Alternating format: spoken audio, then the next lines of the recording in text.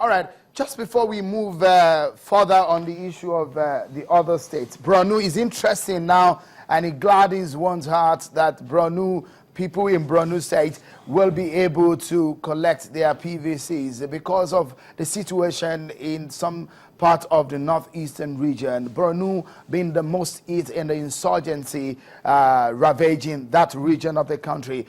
But from the state governor, we understand that close to 15 local government areas in Borno State is being under siege by the Boko Haram terrorists.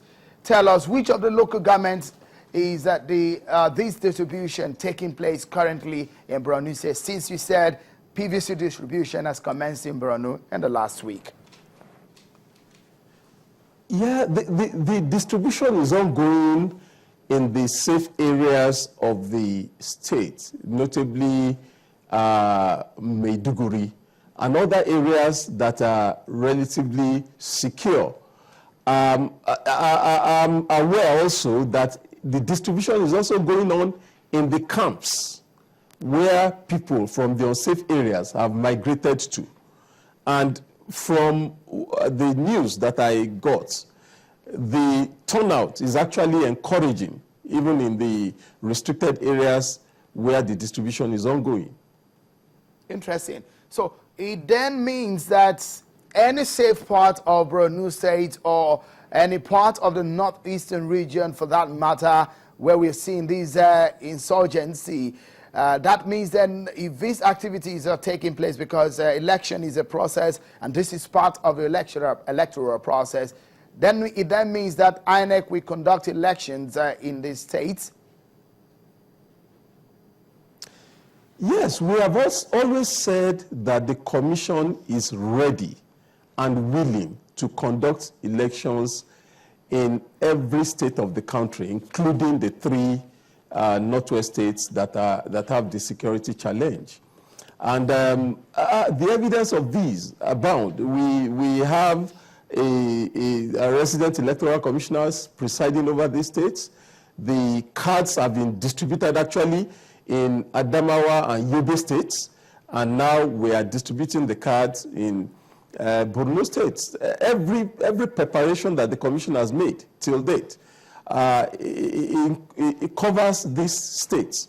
And so we are optimistic that the security challenge will be handled appropriately by the security agencies and that the elections we hold in the states.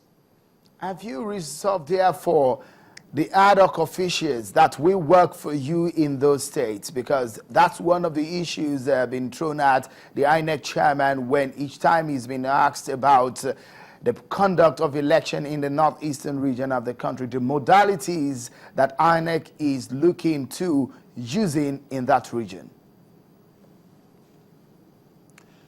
Well, the commission used some ad hoc workers and permanent workers to conduct the distribution of cards in the states. In the states where we did it previously, that was Adamawa and Yobe, and now presently in Borno State.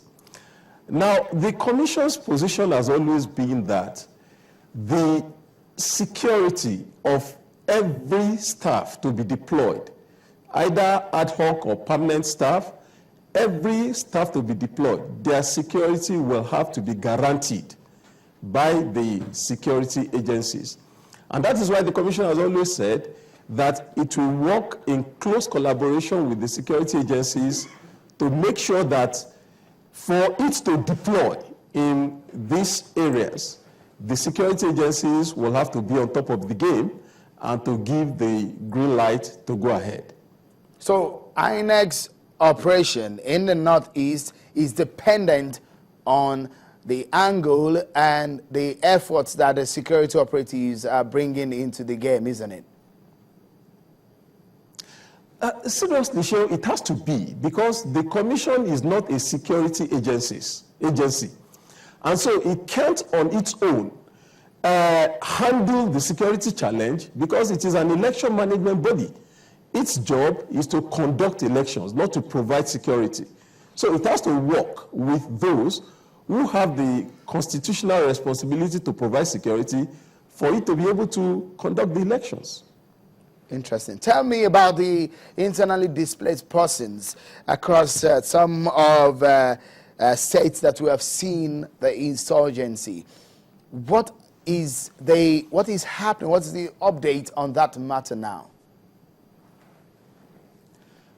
The Commission has received the report of the task force that was set up to look into this matter and make recommendations on specific modalities to be adopted in getting the IDPs to vote. And incidentally, this week that we are going into, the Commission will be presenting those recommendations to stakeholders, especially from that area, to get their buy-in for the recommendations and modalities so that we can begin implementation. Very good. Do you have numbers of the IDPs that we have currently? And are their PVCs ready or being distributed at the moment? Yes, like I said, in Adamawa and Yobe states, the PVCs have already been distributed. As a matter of fact, the continuous voter registration has also been conducted. Now, in Borno State, you will recall that we did the registration in 2011. So people were registered as at that time. If they are displaced now, the challenge is to get them in area where they are, or get the card to the area where is accessible to them to pick up that card, so that they can pick up their card and be able to exercise their franchise during the elections. So we do not know how many IDPs that we have and how many of them might be voting next month. Yeah, we do not have their specific figures because I'm not even sure that the agencies who have the constitutional or statutory responsibility to handle it, like the National Emergency Management Agency, I'm not sure they have a very definite figure of the IDPs that we have in the country.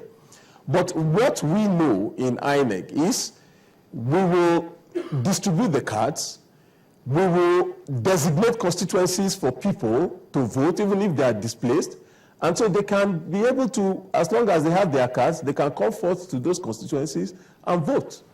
Because is it going to be a very special arrangement for these people? Because some of them are displaced, and except if you're saying that you're going to trace their states and you're going to get, if their PVCs are ready, and you are going to conduct a totally special arrangement in terms of CVR for them, the continuous voter registration. We are actually talking right now about the distribution of the permanent voter cards. That is what the Commission is dealing with in Borno State. And people who were registered way back in 2011 have their cards waiting and are expected to come forward to pick up those cards at the points that those cards are available for them to pick them up. And so the issue is that with the modalities that is being worked out for them to vote, they will have the opportunity to vote because the Commission is making adequate provision for that.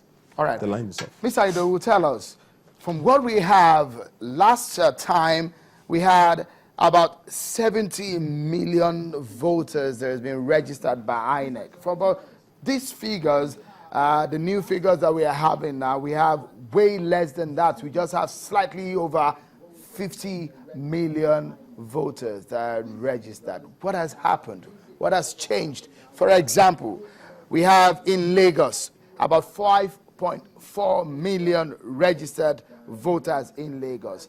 But from the figures that we have currently, we just have slightly over 2 million voters. And the Kano State also with over 4.7 million voters at the last time. This time around, it's come down way half of that. What has happened? Over 4.7 million voters This time around, it's come down way half of that. What has happened? Thank you very much, Sean, for that question. Now, the figures that you are referring to are figures of permanent voter cards that have been printed and delivered to the states. And if you look on the table that we supplied, there was nowhere that it was indicated that that is the number of registered voters. What you have there is number of PVC received by the states. PVCs are still being printed as we speak. Continuous voter registration ended in most areas in December, very late in December. As a matter of fact, in a place like Niger State, spilled into January. And so the PVCs are being printed and are being delivered. What we gave, the figures we gave, is to the effect of those cards that we have already printed and are awaiting collection by the owners of those cards. And the challenge is this: while we are waiting for the other cards to come in, the cards that are already there need to be collected by the people who own them. And that is why we issued those figures to sensitize the public to that effect.